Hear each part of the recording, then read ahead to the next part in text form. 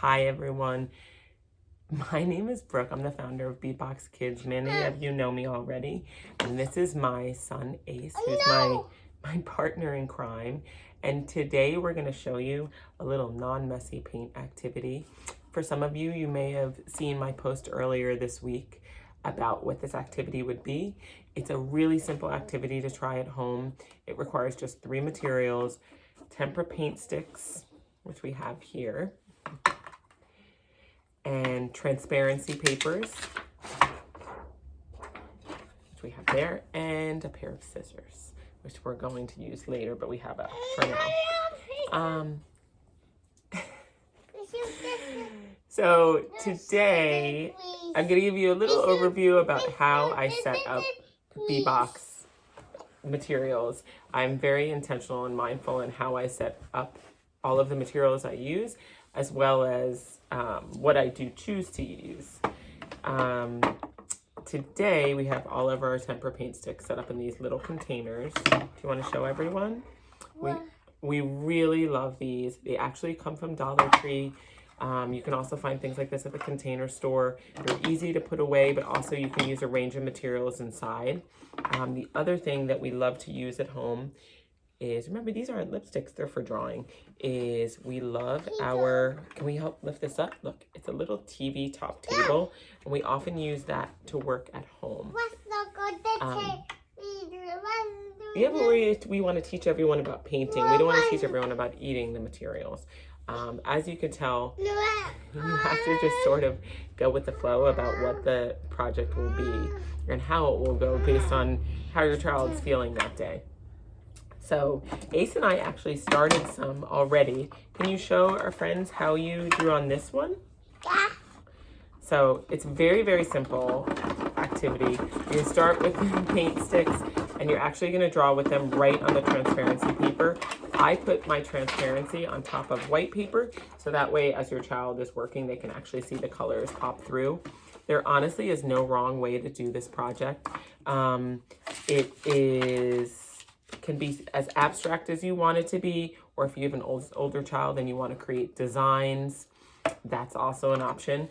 The idea is to fill up the whole page with paper, whatever that color may be. Oh, you're excused.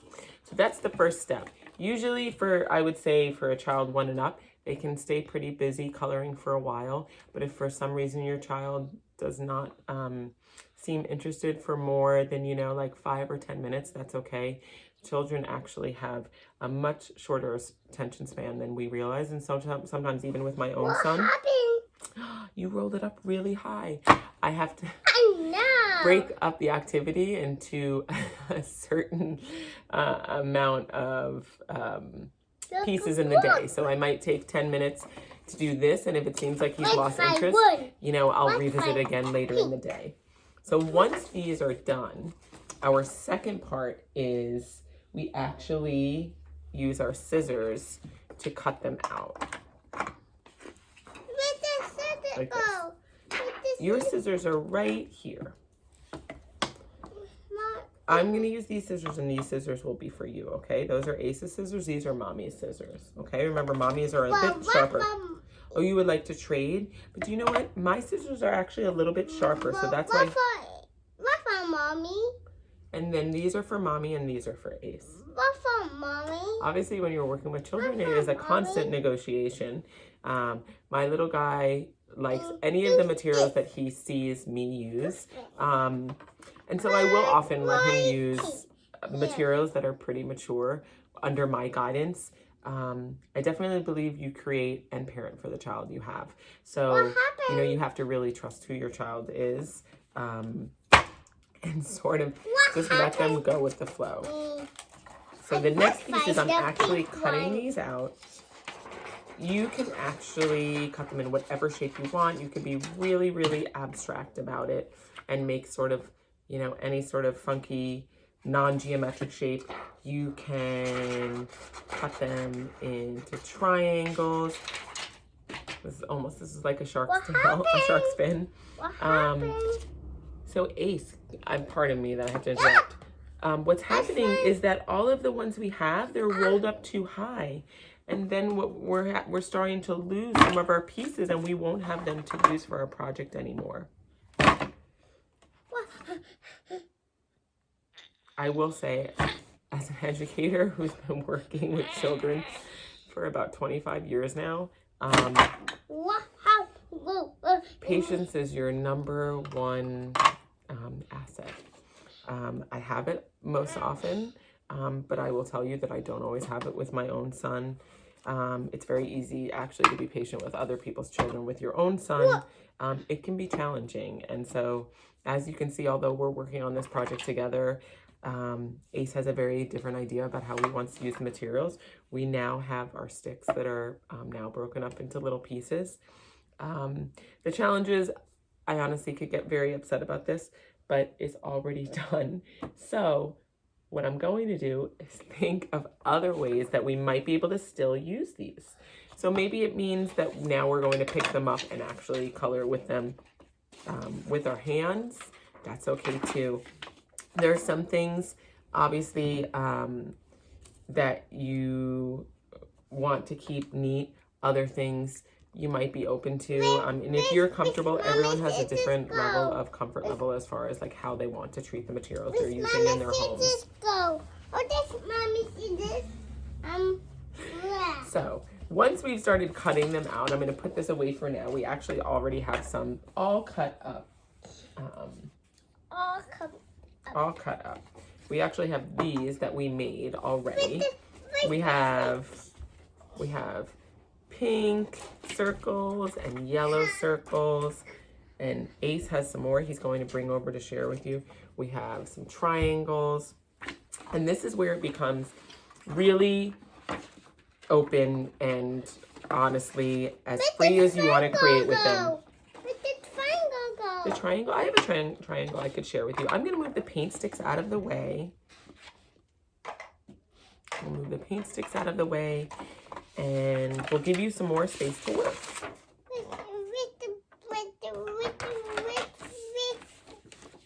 I have a triangle for you here. And so this is where you have an opportunity to collage with them. You can actually glue them down if you want to, or you could just use them as movable pieces. Oh, do you want to put it down on the pink paper you chose? Sure. We also, the other thing I love about this activity is that, and probably my most favorite part, is come back over here so everyone can see what you're working on, and make sure you're working sitting down with the scissors. I do have some rules for him. Is that you actually can stack them to create new colors. So here we have a pink one and a yellow one, and if I stack them on top of each other, we get orange. Would you like to show them? How does that work? Yellow, pink, yellow circle, and pink circle. And then what can you do with them? Put one here. Oh, you see, he's enjoying sorting them on his page. Earlier today, we actually created with the shapes we have, because one of his favorite. Can I show everyone what we made? And then I'll give it to you to play. I was a square. Okay. We actually created a basketball hoop. He took part of it away, but you know, we made a little shape like that, and we cut a smaller orange circle, and we were actually pretending that the circle was going in through the hoops. Sure, I'm gonna put it back together. I'll put it here for you. There are a few things I really, really love about this project. One, it really requires minimal materials. Some of these materials you might not have at your house, but they are still available on Amazon. It's the tempera paint sticks, transparency papers. You could even use cellophane. I have a roll around cellophane here somewhere, and then scissors. Once you have those things, it really, like, the possibilities are endless. You can arrange the shapes together. It's an excellent opportunity to take really simple shapes and either create an object or create something abstract, or use it as an opportunity to teach about color blending, modern art. I mean, there are so many different ways. And absolutely. Look, I made it here, and then I think we lost our basketball. It's around here somewhere. Let's see if we can find it. It's an excellent opportunity to sort of just see what they're interested in. These materials also store really easily, and once you've created any of these things, you can actually just stack them all up.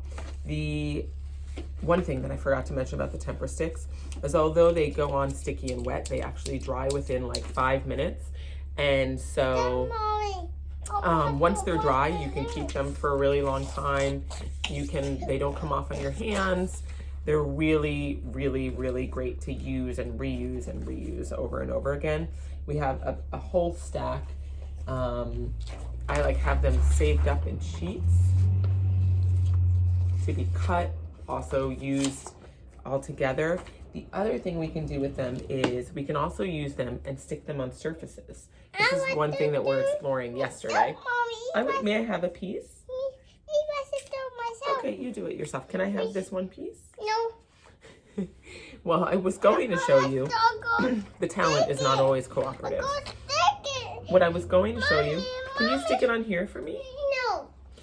What I was going to show you is we can actually take some of these pieces and include them in another place, either like a blank roll of paper or even just right on your brick wall or the walls of your house, whatever you're most comfortable with. And the kind of tape, painter's tape is great, which is what we're using right now. Here, this piece, what I'm going to do is roll it up. And I'm going to put it on here. And then I was showing, look, we could put it where the planet is. No. So there are ways that you could incorporate this beyond just working flat on a blank sheet of paper. We also incorporated different colors. So like on this one, we were exploring putting it on turquoise paper. On this one, we were exploring putting it on white paper.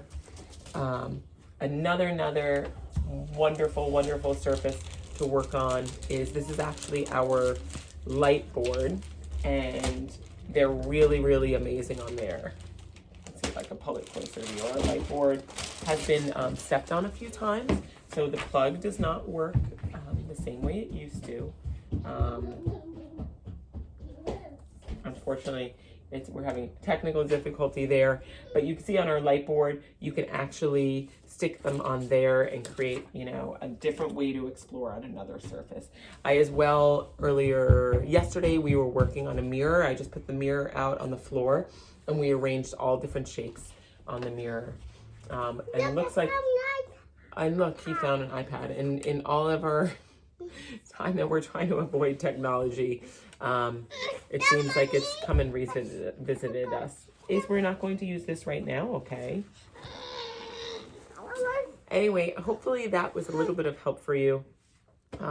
Thank you for joining me on my first ever video content.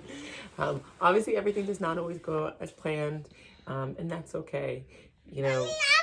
As a parent and an educator, you sort of just have to go with what works.